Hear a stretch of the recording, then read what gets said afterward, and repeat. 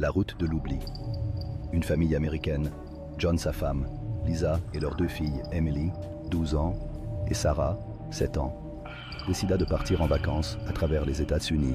Un soir, alors qu'ils traversaient une forêt dense du Colorado, leur voiture tomba en panne sur une route isolée. Cherchant de l'aide, John s'éloigna, laissant sa famille dans la voiture. Peu après, une créature massive et poilue surgit des bois, attaquant le véhicule. Lisa tenta de protéger ses filles, mais la créature l'emporta. Emily et Sarah s'enfuirent dans la forêt. John, entendant les cris, revint en courant. Il retrouva Emily blessée, mais Sarah avait disparu. Malgré ses blessures, John parvint à ramener Emily à la civilisation. Il succomba à ses blessures, peu après laissant Emily comme seule survivante. Depuis, la route est évitée par les locaux qui racontent. Emily, la seule survivante, fut retrouvée par des randonneurs, au lever du jour errant. Au bord de la route, les vêtements déchirés et les yeux vides.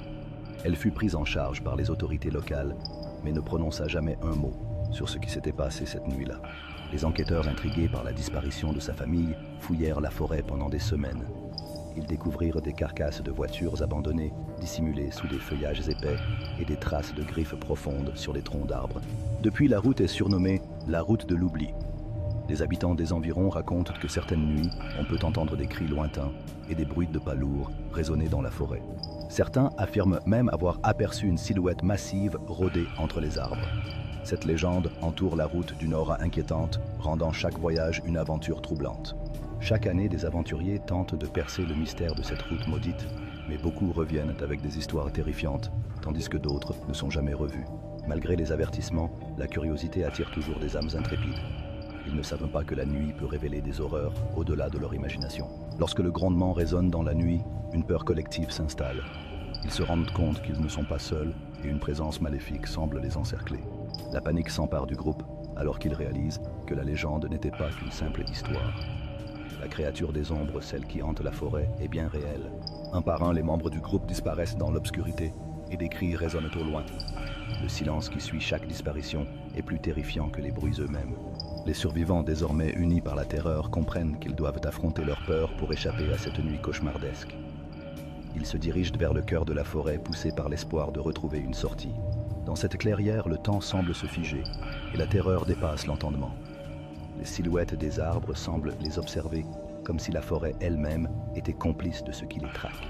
Face à l'énigmatique créature, le courage est mis à l'épreuve. Dans un élan désespéré, l'un d'eux prend position, espérant que la bravoure pourrait leur offrir une chance de survie. Un affrontement éclate dans la clairière, alors que le courage et la peur s'entrechoquent. La survie de chacun dépend désormais des décisions prises à cet instant précis.